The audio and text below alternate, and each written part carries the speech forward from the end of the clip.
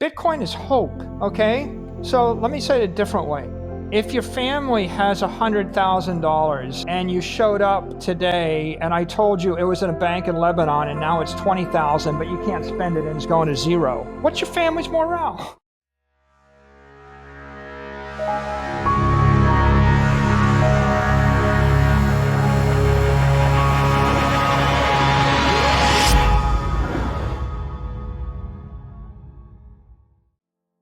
Well, It's I like mean, you're being I beat to death. And if your family had 100,000 in Bitcoin in the same year, and I told you, oh, by the way, Bitcoin's up by 1,000%, and now you have $1 million, and it's probably going to keep going up forever, and you don't have to but worry it's about not black someone and white like stealing it. that. It's not It black and pretty white much like. is black No, and it's white not. like I'm looking that. at your Glassdoor reviews. I'm looking at the Glassdoor reviews. Not everyone agrees. Surely there's downside to this. I mean, not everyone agrees. I see a lot of bad reviews, and every great company has a lot of bad reviews, but it's not black and white that everyone agrees. I mean, you have a 43% review on Glassdoor. I know that Glassdoor isn't the full picture, but it's clear that not everyone agrees with your opinion. I And I want to know, is that only stats for the past 6 months?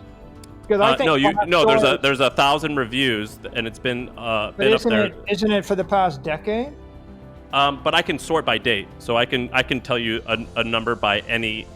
I can set it by any constraint. Right now, it's all, so 1,000 reviews and it's a low review, so it doesn't seem that everyone agrees with So you. you're looking at the past 10 years, and if you go back over the past 10 years, we had one point where the company was contracting and we laid off employees, and so. No, I'm looking at reviews all from 2020. I think truth be told, nobody gives a shit about Glassdoor reviews, right? Like, that's. I do. Nobody really does. I think that I think there's two. No matter how thin the pancake, there's always two sides. But there's bits of truth in all of it, right? You could gain Sam, trends. So what is the point you would like to make, and what shall we discuss? What I want to know is what's been the downside of this, because it's not black and white that everyone agrees with you. It's not black and white that like this has been perfect. Sam, can I ask you a question a slightly different way? I think I get what you're trying to say. So it's not necessarily, have people disagreed with you? Because right now, also, you look like a genius. You bought the thing, the brand is up, the stock is up, the Bitcoin price is up. Like, if you really disagree now, this is your own personal problem at this point. The strategy has clearly worked up till now. The question is more that, hey, we've had periods of time. I've been holding Bitcoin since 2013, 2014. And I've seen Bitcoin go down, 70, 80% drawdowns. And you have basically taken out a bunch of debt. You bought Bitcoin. You own $5 billion of Bitcoin. The majority of the company's value is the Bitcoin the assets that it owns. And if we do see, I think we kind of agree volatility will dampen over time, but that doesn't mean we can't see a drawdown like that again. What happens when Bitcoin price drops by 50% again? What's your reaction to that? How does that affect your strategy, or what's your overall viewpoint of this possibility? Well, that's not exactly the downside of his strategy, right? Yeah. On a day-to-day level at the company, I imagine there's a ton of people that love this, but what has been any of the downsides of this? Because with every great decision, there's always going to be downsides as well as upsides. I can't see any downside for the employees. They've all benefited. I can't see any downside for the investors that stayed with us. They've all benefited. Right? I mean, there are critics out there that don't like Bitcoin. And by the way, there are people that will say, you're a CEO, you shouldn't invest it. There are people that will say operating companies shouldn't have assets. Right? There's criticism. People say, well, you're a CEO, you should go back to your cubicle and write software and leave the investing to the professionals. But I think that the fundamental elephant in the room here is that the macroeconomic environment is so incredibly unfair to people without assets. Like, literally, if you're an operating company or a Main Street company, you have to work 30% harder to stand still. And if you're a Wall Street company, you can stand still and get 30% more. Like, the playing field is so tilted in favor of property owners or asset holders against manufacturers and companies that do things that you can't really be successful in business unless you have assets as part of your strategy. And so me and Sam were asking different questions. Sam wanted to know more about the morale. I want to know if we do see another Bitcoin, crash, draw down 50%, 60%, what happens to your position and what happens to your point of view? Well, we have permanent capital, so it doesn't make a difference to us, right? Like right now, for example, we have a $3 billion investment gain. So if you cut Bitcoin in half, we would still have an investment gain, right? I mean, our basis is 24,000. So if it goes down to less than 24,000 and stays there forever, then it will have not been a good investment, I suppose. But otherwise, we've got a long-term strategy, which is you buy it and hold it. And I think that a lot of people live in fear of volatility, but a lot of people live in fear of a lot of things, right? If you have enough fear, you won't leave your house, you won't do anything. And so you have to have a bit of courage and conviction. I can give you 1,000 reasons why I think it makes sense to invest in Bitcoin.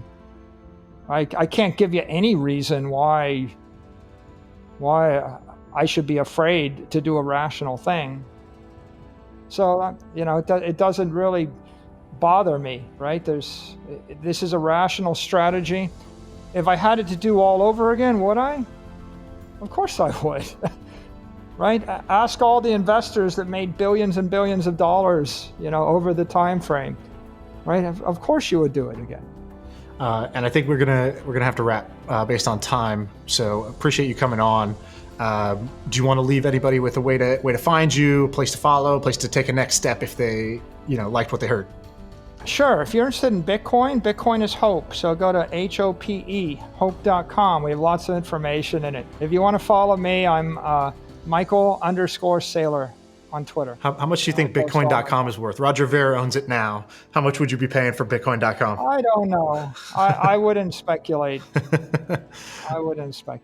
I think for most people, a lot of what you were saying, I think is going to be over their heads that listen to this, to be perfectly honest with you.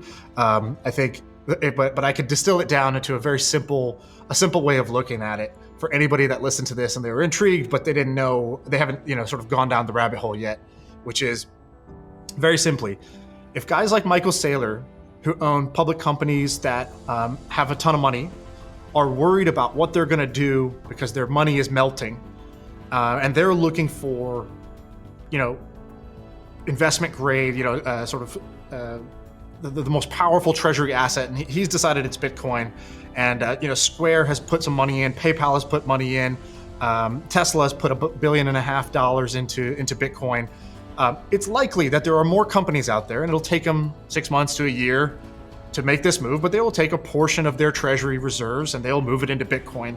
And these are long-term holders. These are not retail day traders that are going to be, buying and selling the thing like crazy. So the real simple thing is you can sort of invest into the network. You can buy Bitcoin yourself and you can front run the institutions that are coming. That was a very simple thesis, a very simple takeaway for somebody who's listening to this. If you're a company, you better be thinking about what you're going to do with the cash. If you're an individual person, you should also be thinking about what you're going to do with your cash. And the easy move is that for once, you get to front run the institutions and you get to get in before they all get in. Whereas typically the retail investor is last. I think it's a reasonable thing to say. I agree with it. Another big picture way to say it is there's $100 trillion of treasury assets that have a negative real yield of -10 to -15% a year. That means they're destroying $10 trillion a year of value. The solution is convert all of that money into Bitcoin. Bitcoin's $1 trillion asset. People that understand Bitcoin think it's going to grow to become the $10 trillion asset that gold is. And then it's going to replace negative yielding sovereign debt and then corporate debt. And ultimately, it will become the primary treasury reserve network and treasury reserve asset. And so if you have a company, if you're an investor, it makes sense to buy it because it's got a brilliant future and it solves a problem that everybody on earth has. And if you're a company, it makes sense to plug your treasury into Bitcoin because the road to serfdom is working exponentially harder for a currency growing exponentially weaker. Right? You're just going to work yourself to death.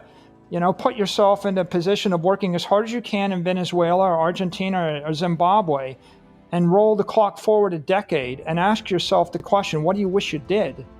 And the answer is protect your assets, protect your monetary energy, your treasury, by putting it into a scarce asset in a bank in cyberspace where no one can steal it, debase it, or destroy it. And that's the Bitcoin ethos. We're simply trying to make it worthwhile to do the other stuff. There's no point in doing 100 million other things if at the end of the journey, you've got nothing to show for it.